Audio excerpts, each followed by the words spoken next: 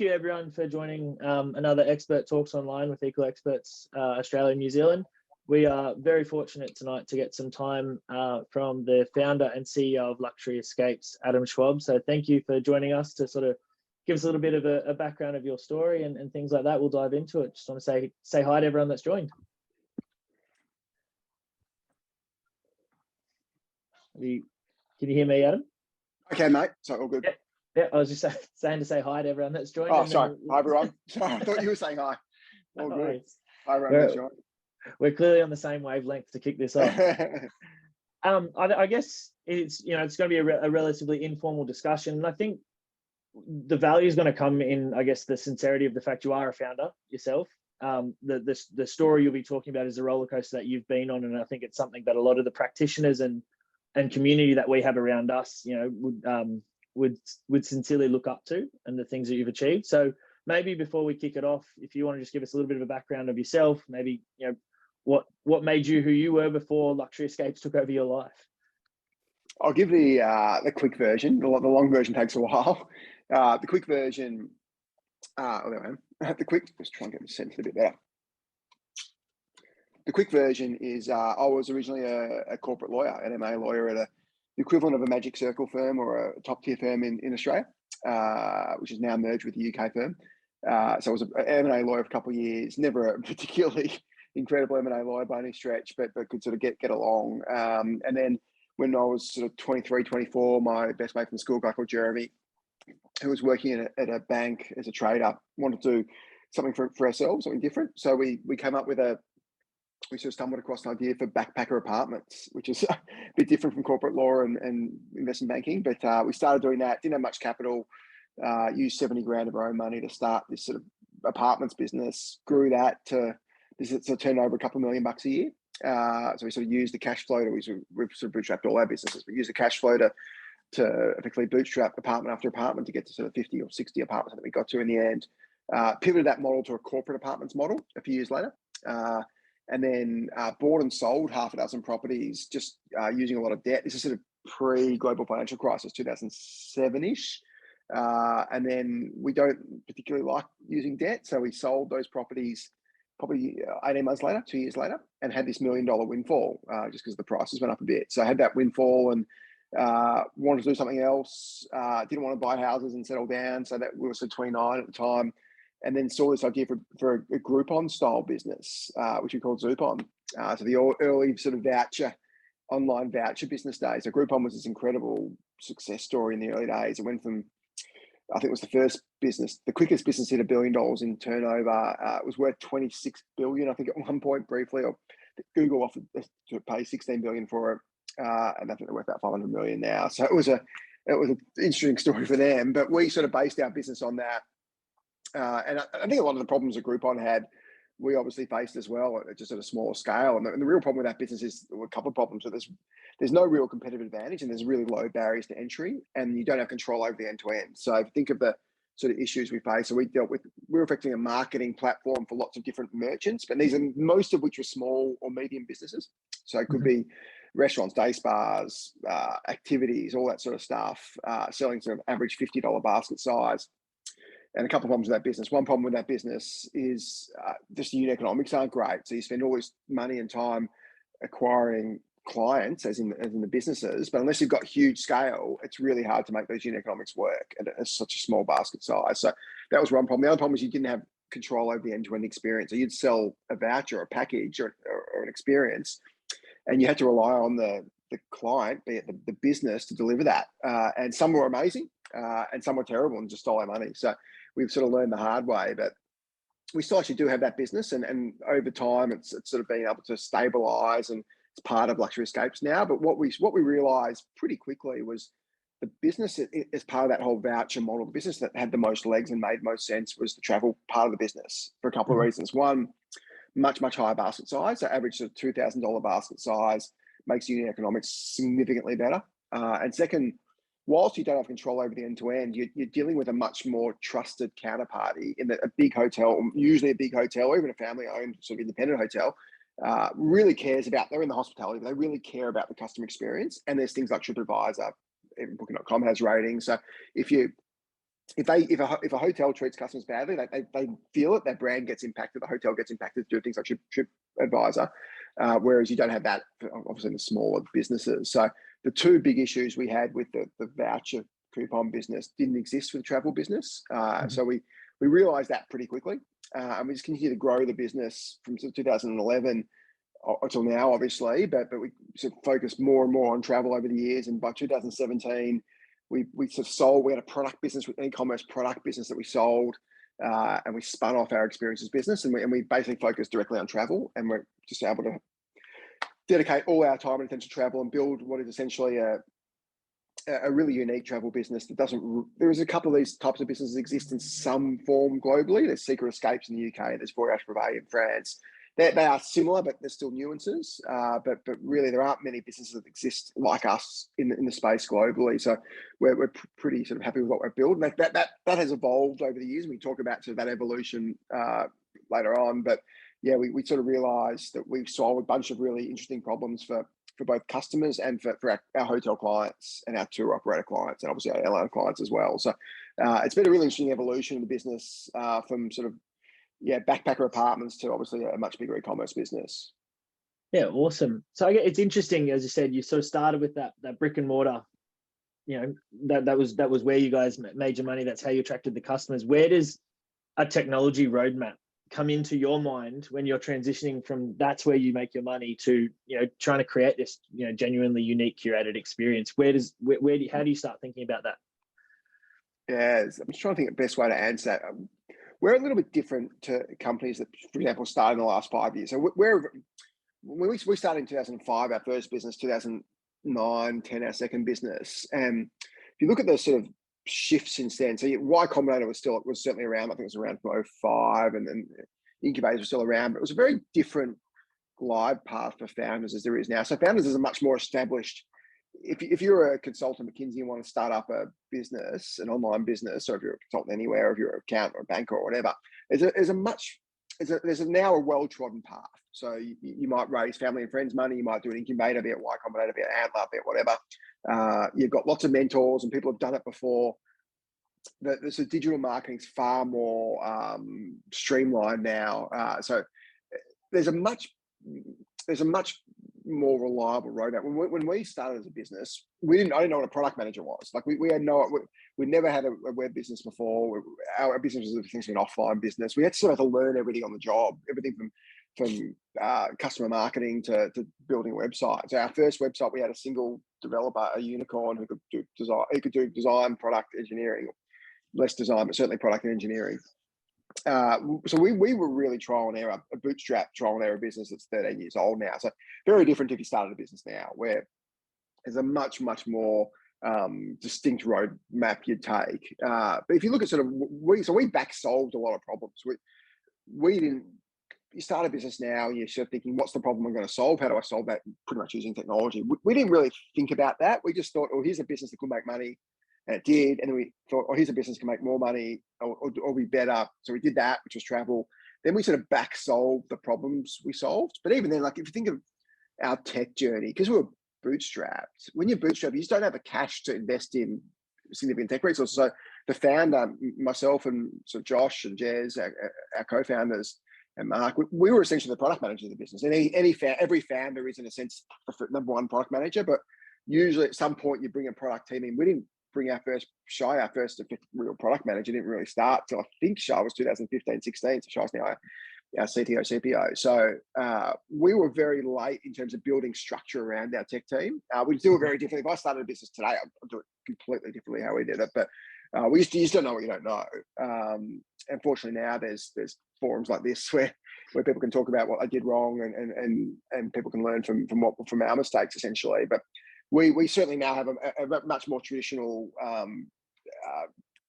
tech team structure from CTO to directors of engineering, directors of product, directors of design, and it sort of flows from there. A team of sort of 115, 120 in tech, being eng product design.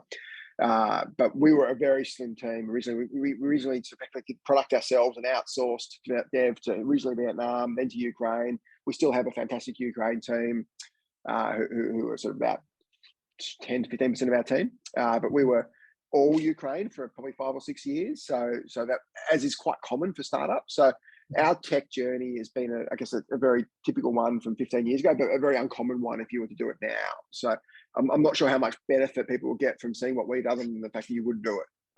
You'd get, certainly, as I've learned, the most important roles to fill is certainly that head of product role. In terms of easing stress of founder, certainly getting great engineers is an absolute minimum requirement, but that head of product and those key product, and obviously that head of design as well, are super critical. And we sort of rounded that team with Shai and Amanda, who sort of head those parts of the business up probably 4 or 5 years ago. Now we've got an incredible team of product managers sit below, super entrepreneurial, super commercial, doing an incredible job, but that's taken us a long time to get to that point. Yeah. Well, I guess a number in our audience would sort of be either side of that fence, whether that sort of that product manager or whether that engineer. If you were to, I guess, recall what traits you recognize that have been really successful at that transition, as you said, Shai went from product manager to CTO, CPO. Is that, yeah? So what did you notice at that early stage which makes that person successful at that kind of a role? I guess if you look at, certainly in an early stage business, that product manager role is that critical translation point between commercial and tech. And I think for me, it's getting a really super entrepreneurial commercial person who can fit that product role. And now we have multiple, so I've got Shai and Robbie, a whole team of great product people who sit below me essentially, who can effectively do the role that I did for 6 or 7 years, which was head of product. So clearly a great founder stay involved in product forever. The Steve Jobses, the Evan Spiegel's still head of product at Snapchat essentially. So Zuck to an extent remains head of product at Facebook, rightly or wrongly. The great, and I put myself in this category of many tracks, but great founders certainly stay head of product for the entirety of their tenure. But if you can have a great head of product, a great product team who can obviously take what a founder does and improve it, and then come up with their own commercial drivers as well. Like that's the sort of holy grail. If you can get those super entrepreneurial people in those key product roles. And clearly that's why the Googles and Facebooks as well do so many acqui-hires in the product space, because if you can find a founder who's founded his own business, his or her own business, and is happy to come and work with a slightly bigger business scale up, so to speak, that's sort of holy grail.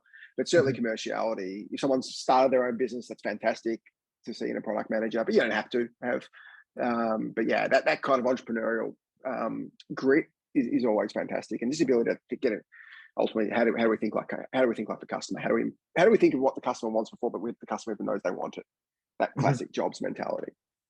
And do you find that the travel or tourism industry, that's even more so at the forefront? Is the expectation of the customer there, evolving at such a rate that it is nearly impossible to stay at the front of it all the time? Or what's sort of your take on that as someone as an insider? My travel. There's a great line, Paul Volcker, who was the former Federal Reserve chairman, who had this great line where he said, the only innovation banks have done in the last 40 years is the automatic teller machine, because they really haven't created any innovation. And travel is pretty much the same. Like, travel hasn't innovated really since 1999, 2000, when the online travel agent was created. So the early Expedias, the Orbits, the Bookings, whatever, the price lines. There's been really very minimal tech change. Bookings obviously done an incredible job at optimizing essentially a super tight funnel. MMB started along the journey of kind of going that extra mile in terms of customer experience, but kind of pulled back during COVID. We'll talk about what we're doing in this space soon. But yeah, we think that I think one thing that we really want to focus on, how we've transitioned the business. If you look at the business pre-COVID 3 years ago, we were an incredible deals-driven travel business. Our business was we'd negotiate these incredible deals with hotels, and they'd last for 2 weeks. It'd be a one-off incredible special, 30 to 40% better price than anyone on earth. So we were this great commercial beast of a business, and we'd get these incredible deals for customers. We had this really thin veneer of tech, which was essentially, it's got the e-commerce platform essentially that we built ourselves. So there's a bunch of stuff we have to do ourselves, but essentially it was a pretty thin layer. If you look at what we've done since COVID, we've built a curated marketplace, which is actually harder than it sounds with travel, because you can't sort of plug in Miracle or some other kind of software. You have to connect to what we call channel managers. There's a couple hundred of them, but there's 3 or 4 really critical ones to be able to get inventory pricing, all that kind of stuff off hotels. There's a bunch of work you do to integrate with these sort of middleware. So that's a hugely complex challenge, especially for people who haven't done this before. And there's only a couple of hundred businesses globally, like the Bookings and Expedias. There aren't that many online travel agents who have done that. Obviously, the bed banks have as well. So there's that whole piece. We've essentially now got the team split into supply and demand. Our supply team is working on how do we connect to the best supply in the world, which is hotels, tours, cruises, villas, experiences, flights. And if you think most online travel businesses focus on one, so Booking.com are great with hotels, Airbnb are great with villas, Webjet or Skyscanner is great with flights, Klook Eat Your Guide, Viator is great with experiences. Nobody does everything, and actually very few people do cruise at all. We're trying to connect to the whole gamut of travel. So when we talk about our supply, is if the only place you can really buy all this stuff in one transaction is in a main street travel agent. We want to do all that online. So you can go to Luxury Escapes in 6 months' time, buy your flights, buy your hotels, buy your cruises, buy your tours, buy your experiences, buy your transfers, buy your airport lounge, whatever you're buying, order your room service, order your massages, all that kind of stuff, all from a super app in your pocket. Nobody does that. So we're working connecting supply, and then B, creating that super app. So when we talk about our demand, how do we make all these products accessible to the customer in a really smart way? So it's no point us having 100,000 products you can buy if it's impossible to find anything. It becomes like another Booking.com or Expedia. We don't want to create that paradox of choice. We want to create this incredible user interface and this great user experience, so customers can come to our app or come to our site and create an amazing trip. We're about to launch our first version of our trip planning software in a couple of weeks, 2 or 3 weeks.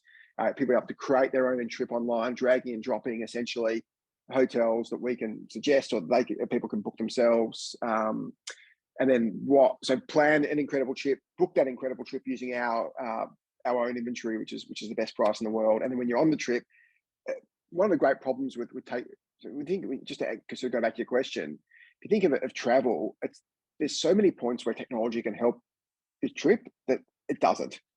So if you think of, as you go to the airport, you're sitting in a transfer and you're flying economy and you're stuck at the airport for 3 hours. Well, we can sell you a lounge access for $60 to a fantastic lounge where you can drink champagne for 3 hours and have a 3-course meal.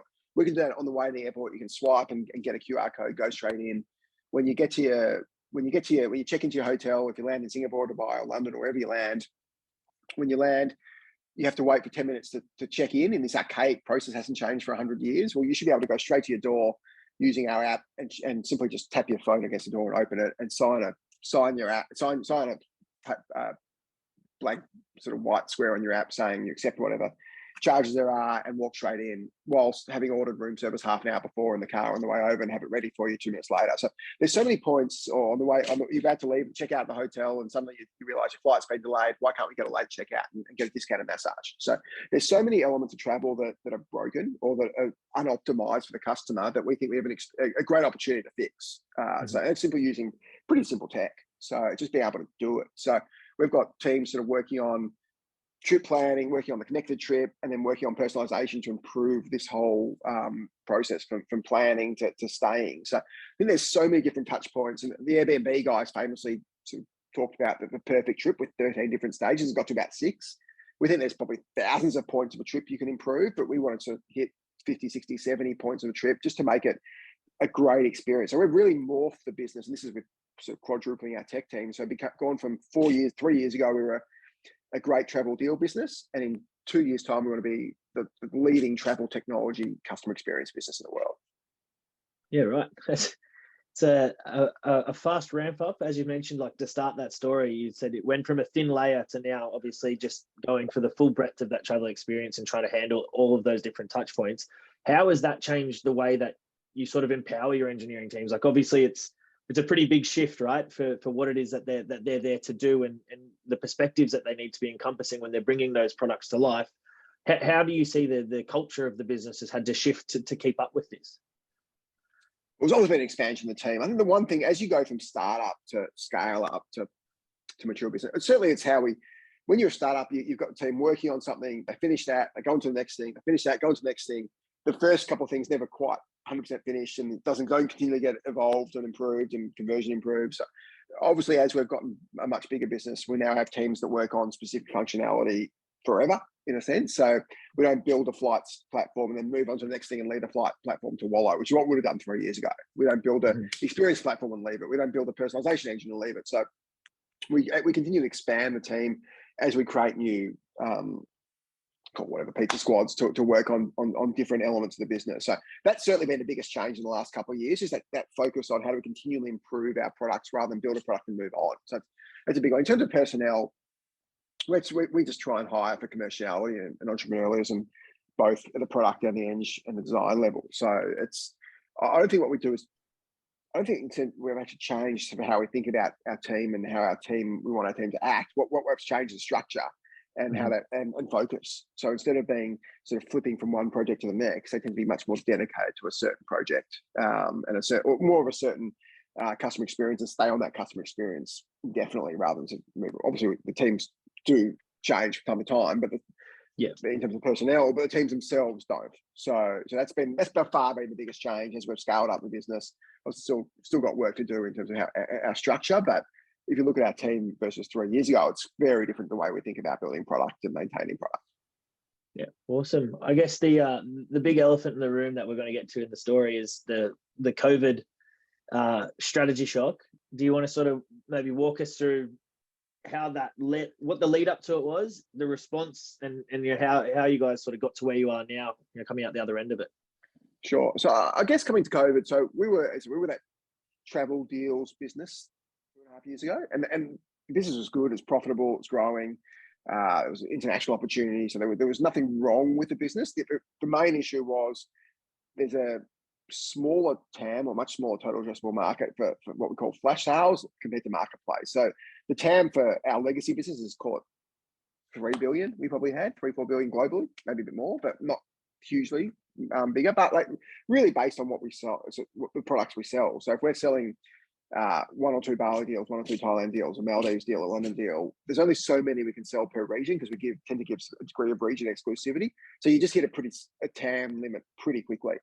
So we knew we needed to broaden our product range, but we also knew that one real problem we solved for customers is we solved the paradox of choice. In that, if you know where you want to go, if you want to go to the Hilton in Zurich, Booking.com or Expedia are great. They'll distribute that hotel really well. You can trust them. They're big businesses. It'll generally go right. If you need customer service, good luck. But generally, as long as you don't need help, you'll be fine. If you know where you want to go. But our classic customer, 93% of our customers weren't planning on going to the hotel they bought till we told them about it. So it's a very different user experience to what the classic OTAs have. So we didn't want to lose that what we call sort of impulse-driven, highly incremental purchase, because our hotels love that. Our hotel clients love the fact that we give them customers they wouldn't otherwise had and fill rooms that otherwise would have been empty. So that's that classic model. So, but we knew coming into, as COVID happened, and even before COVID, we knew that we needed to do something about that low TAM.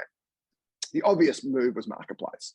Problem is, we don't want to put 1,000 hotels in Dubai, because that's our whole model is not giving too much choice. So what we actually came up with was what we call a curated marketplace model. So if you look at pre-COVID, we may have had 1 property in London, 1 property in New York, maybe not, maybe something in Dubai, probably nothing in Moscow, Johannesburg, Cannes, Mallorca, all the thousands of destinations in the world. We had nothing there. So look, what our customers will tell us is, we love what you do. We love the fact you give incredible value and love the hotels you work with, but I want to go to London. You got nothing in London, so I'm going to have to go to Booking.com. So we want to be able to furnish that demand without creating too much choice to confuse people. So what we come up with was a curated model where we contract a smaller number of properties in each destination, both directly and through our bed bank partners, which is mainly APS, it's mainly Expedia. So we'll go to London, we'll contract 10 to 20 hotels directly. So if you search for London on the site, search for LA, you search for Napa Valley or wherever, you'll always get some options, up to sort of 20 or potentially 30 options. And many of those options will be either discounted or have inclusions that other places don't have. So it could be free breakfast and a nightly cocktail when Booking.com doesn't have either of that stuff. So it could be a room upgrade or free transfer, whatever it is. So we'll always give better value. So our value on our marketplace properties isn't as deep as our flash, because it's a always on product, but it's still great value and you'll get a better deal than elsewhere. So we're trying to effectively satisfy both sides of the market without confusing the customer. We think we've actually achieved that. We know when we have a great day traffic-wise for flash, marketplace improves as well, and vice versa. So we've been able to get to marketplace to a couple $100 million run rate business in terms of sales in a year with virtually zero marketing behind it. So it's been a pretty decent growth story. And our flash business has bounced right back during COVID, particularly since COVID's ended in all intents and purposes. So been able to grow both the marketplace and the flash side. And now obviously building those demand tools from personalization to the trip planning software that we talked about. So we really have changed the business significantly. COVID was a curse to an extent, but a real blessing for us. It really made us look to the business. It made us really focus on improving our technology. Our sales team went from, because half the business in the world shut, we had no choice, but we could have either did whatever every other business did, including the great ones like Booking and Airbnb, and sack people, or we said, we're not going to sack anyone, and we didn't sack anyone because of COVID. We actually grew our team over COVID. I think we're the only travel business in the world that probably did that, and one of the few businesses generally that did that. But we said, half the team who can't do Flash, we want you guys to do the marketplace deals, and half the team will keep working on Flash, be it mostly local Australian stuff. So we're able to keep everybody employed, grow our team, and change the business at the same time. So COVID was, now you look back to 2.5 years since it started, as a massive blessing. Our business is significantly more valuable than it was pre-COVID. It's more than sort of double, potentially triple as valuable as it was pre-COVID. We've got a much better team, incredible leadership team, and tech teams 4x the size, and phenomenal. So been able to sort of improve in all those areas. Obviously lost a few good people along the way, but we're able to sort of replace and keep growing. And yeah, it's certainly, you sort of approach these shocks and these sort of court crises in one way, but then when you sort of come through it, and we could sort of tell relatively early, certainly within 6 months of COVID, this is actually a real opportunity for us. And a lot of our competitors, called Main Street competitors, really tragically were forced to shut their business. And even though it sort of indirectly benefited us, you certainly don't want to see people who spend their lifetime building a small business or building a family-owned business having to shut their doors due to government policy over a virus. So in a way, certainly really sad to see, but it has sort of benefited us in the long run, and will continue to benefit us, I think, over the next sort of 5-10 years. And you mentioned, I guess, through that process, the one, growing the team with really great people, and also the people coming and going. What have you found in this new world that we have at the moment of people jumping, changing, moving? How do you encourage an environment that is conducive with people wanting to be invested into those products? Like just the sheer volatility of where you guys have come from to where you've gone. How do you keep those people engaged, and how do you sort of foster and nurture that culture? It's a really interesting question, especially given COVID. Where I'm certainly very big on working for the office as much as possible. I've written about it extensively. Obviously, it's not for everyone, but that's certainly what we encourage. And ultimately, what we've found is people working for the office have had a much higher retention rate. There are people who have left our business, generally people who have been working from home, be it on flexible arrangements or whatnot. So, and so we've seen, even in the last couple of weeks, the office has been incredibly buzzy, and just the collaboration you get is massive. And it's not just a benefit for the business; it's a benefit for the team as well. We think people work better together. We think it's better for mental health. We think it's certainly better for junior staff in terms of getting promotion, being exposed to people who've been there and done that. So I think in every respect it's better. So we're certainly big on being together as much as possible. We know it's not possible for everyone, and we have some people who were hired as remote workers, of course, contact center workers, for example. We got technologists around the world, but where possible, we want people to be together and working together. But we know it's not always possible. But that's certainly one thing we do. We're also lucky working on some pretty groundbreaking, cool stuff in the travel space. So I think a lot of the challenge you have as a business, if you're working at Facebook or even Google now, or even Atlassian, these are businesses that 10 years ago working on great groundbreaking products, but now probably aren't.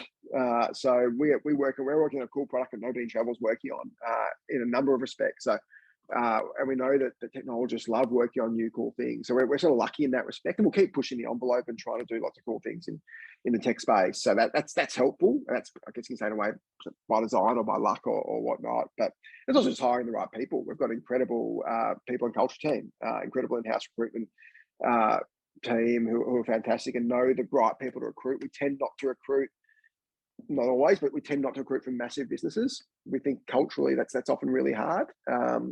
If someone's been a founder and then moved to a business, and a big business, and then so hasn't liked that, that's different. But people who are sort of institutionalized, someone's worked for 20 years at a bank, we probably won't hire them because it's probably just not a natural fit. You're probably institutionalized at a big bank. If someone's had their own startup or work for a scale up, that's the kind of sort of people we love to hire. It's kind of you kind of attract a certain type of person.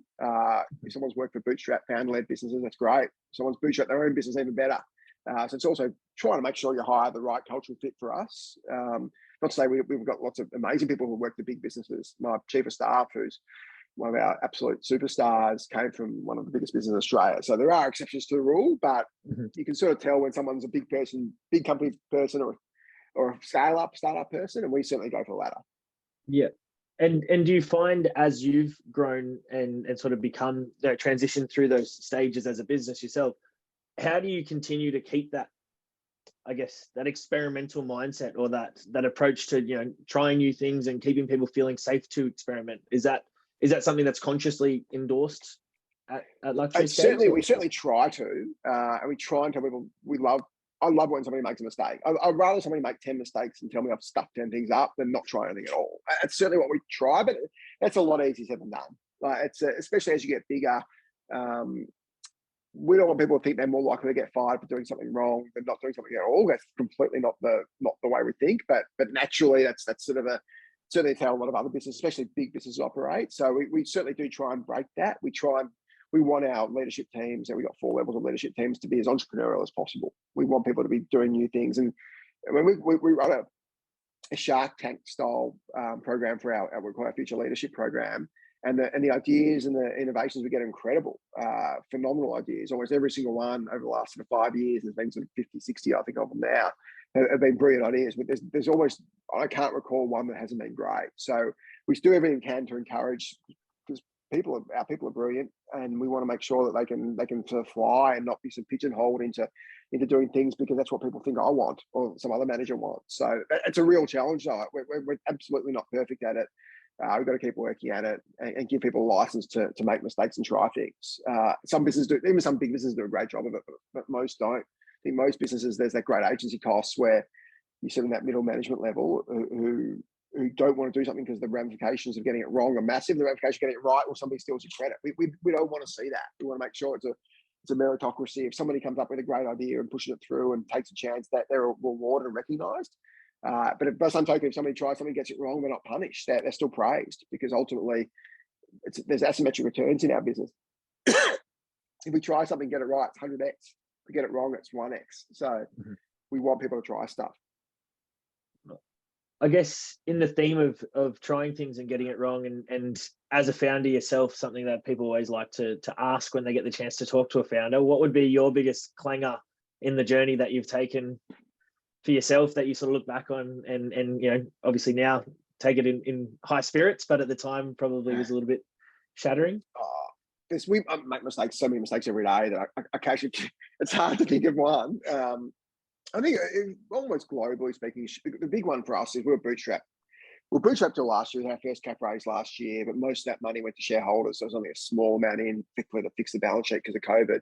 So it's really been bootstrapped the whole time to almost $1 billion in sales. The question is, should we have raised capital earlier and hired a great team earlier? That's a really good question.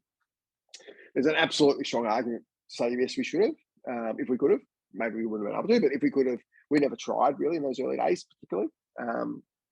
That's probably the biggest one to think about. It's hard to know if it was a mistake or not. We tend to err on the side, because we're in bootstrap, we are inherently conservative. So we have we have and do pay dividends. We obviously still want to grow as fast as we can, but we're sort of laced with conservatism, rather, as opposed to a sort of a start these days who loses money for the first 20 years and just gets priced on a price to sales multiple. That's never been us. We've always been priced on a profit multiple. We've always been focused on profitable growth and growing profitability rather than just growth at any cost. We're super disciplined with CPAs and unit economics, which is probably a little bit different to many people you speak to. So is that a mistake? Possibly. It's hard to know. It's hard to know what's right or wrong until the story finishes. But we certainly have been much more conservative than many businesses, which maybe helped us during COVID, maybe hurt us in that we didn't get to scale quicker. If you look at businesses like Hopper in the States, or like Trip Actions, or some of these sort of fast growing travel businesses that just were happy to lose money for 10 years, it's sort of very different. That's probably the biggest one. But yeah, I make mistakes all the time. I think a bunch of mistakes I made today. But ultimately, like I'd much rather be corrected on my mistakes by a manager or someone who's sort of 2 or 3 levels down than not make the mistake at all. So, but yeah, it's we've made so many that it's hard to pinpoint. A lot of our business is based on trial and error. Yeah, no worries. Cheers.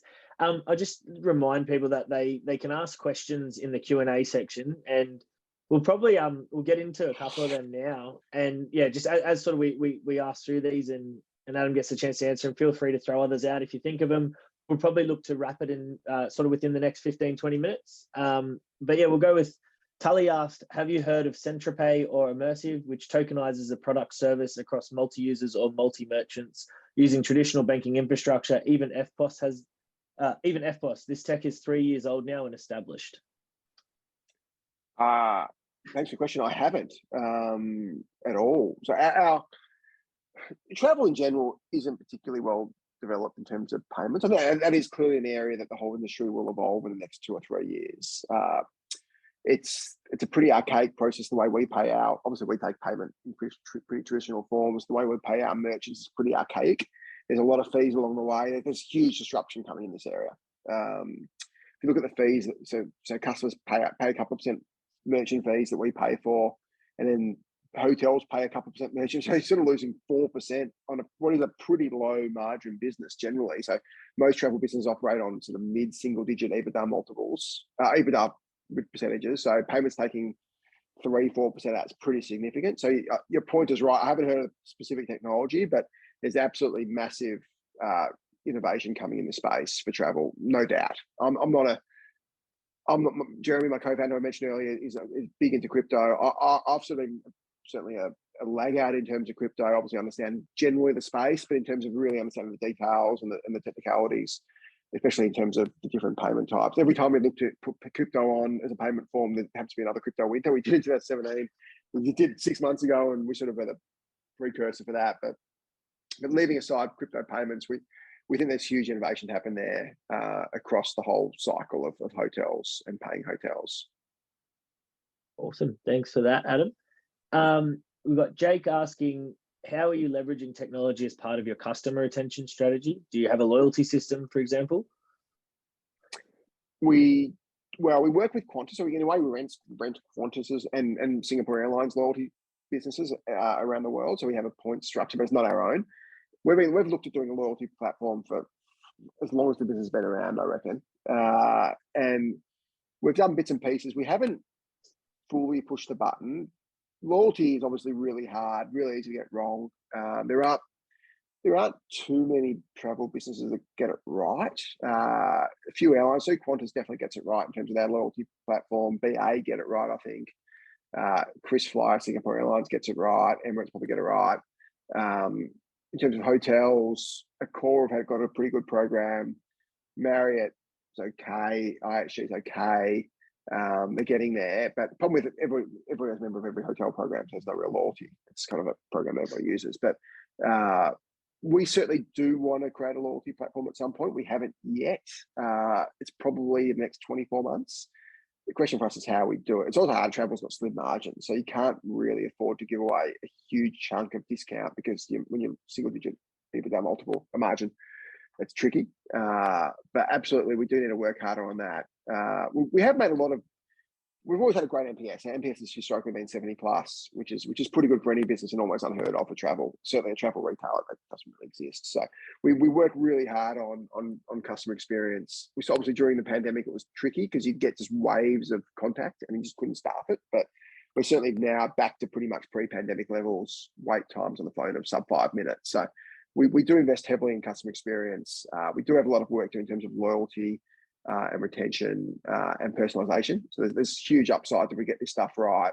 We know it's kind of a known unknown. We know we need to do a lot of work there. We haven't quite worked out how to execute on it. We'll get there. We're clearly not there yet. Booking.com do a pretty good job with this Genius program, but it's a pretty straightforward discount based on purchase and number of purchases and spend. We can potentially go that way. Do we do something more complex is another interesting one. There's a few different models there. We haven't decided on one yet. It's probably a 24-month project, but we're definitely we definitely want to do it. The question is when and how. Awesome. Great. We've had one that came through accidentally, not through Q&A. And that's, how did you know your offering would be successful? Travel is such a crowded industry. Oh, we didn't, would be the answer. Again, for us, it was just trial and error. We started as a bootstrap tiny business. We did our first travel deal. We sold a bunch of it. We did another one. We sold a bunch more. And our customers told us they liked it. We literally stumbled across product market fit as much as anyone. It was frankly pretty lucky. So we didn't. It wasn't something that we sort of set up. We didn't see a problem. We'd set out to solve it. We had a business. We were making money. We thought we could make more money out of this business. We sort of pivoted across that way. You're right. It is a really crowded space. We knew we couldn't compete head to head with OTAs. We can't compete with Booking.com or Expedia or Ctrip or anything. They're too big. SEO's too strong. Cash flow's too strong. Relationships too strong. Tech's too strong. When I say tech, I mean supply tech, not demand tech. So we knew we had to come up with a different route to market. So we come up with the flash sales business, which is those limited time special offers, which are exclusive to us. So it was a really unusual model that really resonated. It allowed us to bootstrap to hundreds and millions of dollars of turnover, and then sort of back solve the tech problems and tech solutions. So we did know it would be successful. Even now, we still sort of, I don't know if we consider ourselves successful. I think when you're making $100 million plus EBITDA, you probably can claim to be successful. But till then, we're certainly not there yet. So we think we've got a degree of product market fit. We've got a really solid brand in Australia. We haven't conquered global yet. We certainly haven't conquered US, UK markets. They're growing nicely, but we're clearly not there yet. So we've got lots of upside, but lots of work to do still. So we certainly don't consider ourselves to have made it. We think we're just a work in progress, and we do some things really well, and some things we know we need to get better at. Awesome. I think it's an interesting one, and I want to, I guess, steal some of the wording out of it and frame it more specifically to you as a CEO. How has the adoption of technology changed the way you personally run the company, rather than, I guess, how the company is run? I don't think that much. I think how I deal with, how I talk to sort of called direct reports and indirect reports. It's not that different. I'm still very so I'm 42 now, so probably getting to be older CEO. Like, I'm still very email driven. I've never been big on Slack. I don't use Teams. I've never been big on Slack, and we don't use Teams much for chatting. Still use obviously WhatsApp a bit where I can, but still very email driven and sort of face to face or phone driven. So technology in that sense hasn't changed how I operate that much. So I actually don't think it's actually changed that much at all into the 12, 13 years of the business. It's probably changed how we hire a little bit and how we deal with customers and all that sort of stuff. But ultimately, it's how we operate the business isn't that different to how we've ever operated. We try and be as close to the customer as possible and be as innovative as possible and entrepreneurial as possible. That hasn't changed at all. Got more people doing it now. Got a team of 450 odd globally or whatever it is. But when we had 10 people or 450, it's not that different. It's actually much easier now. You've got an incredible team. It's hard when you've got 10 people because you're doing everything and you're on the ground. But when you've got a big team of 450 plus, it's actually much easier. Great. Well, Jake's coming in with a few, but we'll wrap it at the end of this one. When you first entered the market, who did you view as your biggest competitor? Question. Because we come out of the group buying space, it was probably the likes of Groupon and those guys in the really early days. But that's a long time ago, and then sort of evolved. Obviously, Groupon was a business we competed with in Australia, and we subsequently merged/bought their travel business. So that was certainly a big one. Now we look at sort of obviously Booking, Expedia, F&B, maybe in Europe, Secret Escapes, but not really.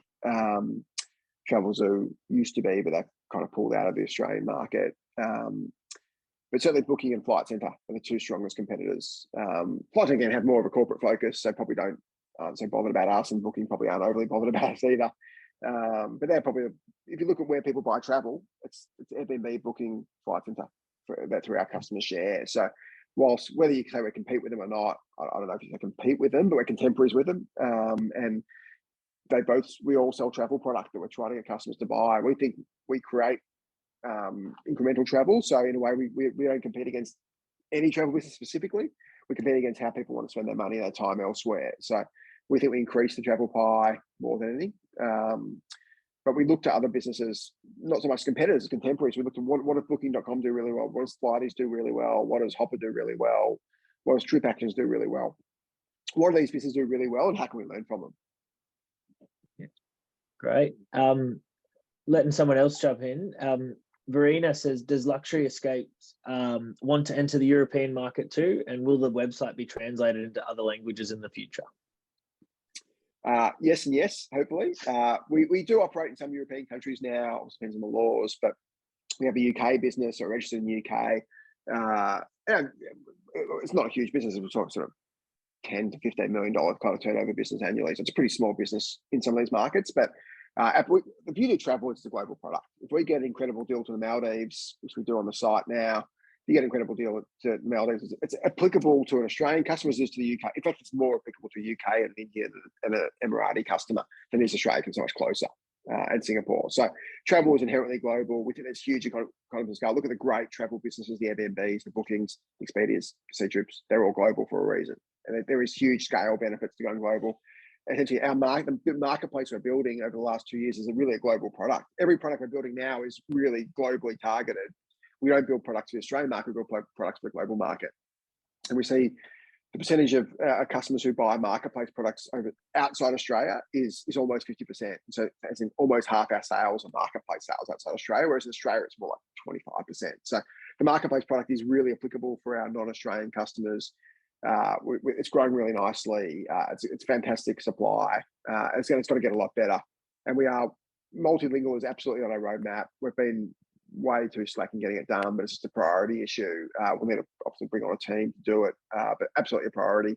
Even our current markets, we operate in places like Dubai, India, Germany.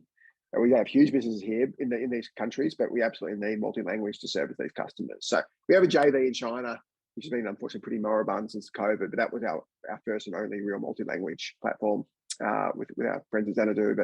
But ultimately, yeah, it's a great question, 100% right. Clearly, the market size is ginormous, but what we are building is an international platform. It's not an Australian platform, even though if you go back 4 years, almost all our revenue is Australian sourced. In 3 years' time, we think it'll be majority non-Australian sourced. So 100% right. And multilingual is a big one for us, and it's a big piece of work. Great. I think on that note, I'll probably wrap it with I guess you've given us a taste, but what's in the very near future for Luxury Escapes, and also for yourself? I don't know if people know this, but reading into you've done a couple of barefoot marathons. Are there any of them on the horizon, or you put that queue in the rack? Got a barefoot half marathon in about 6 weeks. Okay. 2 months, mid-October. So yeah, I'm pretty much doing that distance now, so it shouldn't be too bad. But what was the reason for those marathons? Just so people have a bit understanding, not just a bit of a crazy man. I actually saw a barefoot I was running, and it was pretty cold in Melbourne at the moment. I was running on Sunday morning. It was cold and wet. My feet were pretty cold. About 12K in, and I saw another guy with no shoes. We sort of momently embraced and then kept running. You don't see many, but yeah, I started about 12 years ago. I read a book called Born to Run. Talks about minimalist running, barefoot running, and I basically haven't had an injury since. So it's been fantastic. Like most runners get 2 injuries a year. I've had 0 for 12 years. So it's certainly great for mechanics and not basically heel planting really hard and having a lot of pressure coming through your body. So I really get it for that. And it's just a nicer way to run. It can be hard when it's really cold, but and it's cold and wet. But generally it's pretty good. So yeah, still do that. So 3-4 runs a week, all barefoot. I think the first question was, what are we doing in the short term? Yeah. I think we're probably the biggest one we're launching soon is Trip Planner product. So that dynamic itinerary building product. The concept came 5 years ago. We really started working on it 18 months ago. We've needed the supply side to come in. There's no point having a trip planning product if you've got no supply to put in there, but we've finally got some really good supply, and we've got an incredible team working on Trip Planner. So version 1 gets released probably mid-September, if not earlier. So really excited about that. And then that'll keep evolving. We've got a big team, so 10, 12 people working on that. That alone, let alone the other stuff surrounding it.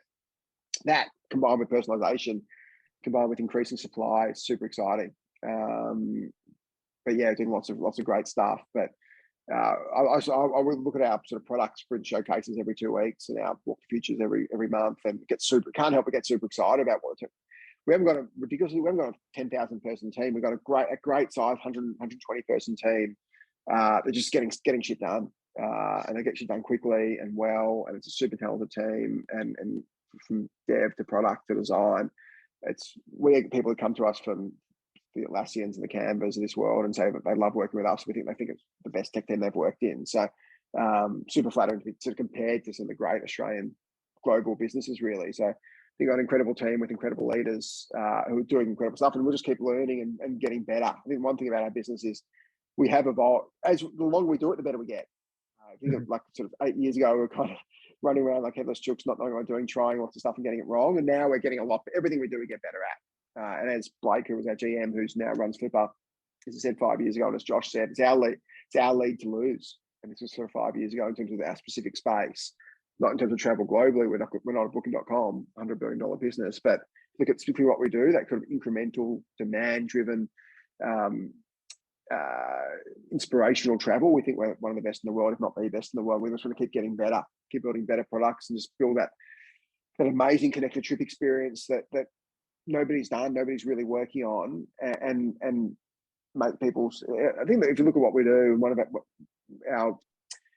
the guys who's been a great team member for us, who does Bali, was telling me he was in Bali a couple of months ago, just as Bali was opening after COVID, and sitting with a hotel partner who had never actually worked with before, and they basically hadn't had a customer in 2 years. So staff had barely been paid, and had sort of still been there, and they sat down to lunch, and at the beginning of lunch, there was like one sale on there, and then 3 or 4 came through lunch. Then by the end of lunch, it was 8 sales. Now, this is a business that hadn't had a customer in 2 years, and the general manager was crying with joy that they were finally back, and we were able to give them customers. So being able to contribute and help lots of hotels and lots of hotel workers and tour workers and people in the travel sector around the world have a better life is super, super satisfying. And if we can help doing that and just keep growing and do more of it, that's sort of what we want. We're trying to create a great customer experience and a great client experience. And we think we generally do a pretty good job, but we can get a lot better. Awesome. I think on that note, we'll stop taking your time. Thank you so much for sort of sharing that journey with us. I know for a lot of the people that attended and got their questions answered, they really appreciate you being open to and being available to us all. So thank you for that, Adam. Pleasure, Matt.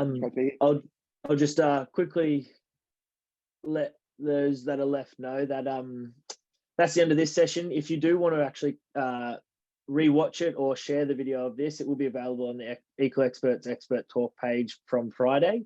And just as a precursor, coming into September, we're having our next chat, which will be Ben Conrad from the UK Tax Office talking about security on their digital tax platform. So thank you, Adam. I really appreciate it. And thank you, everyone that joined us.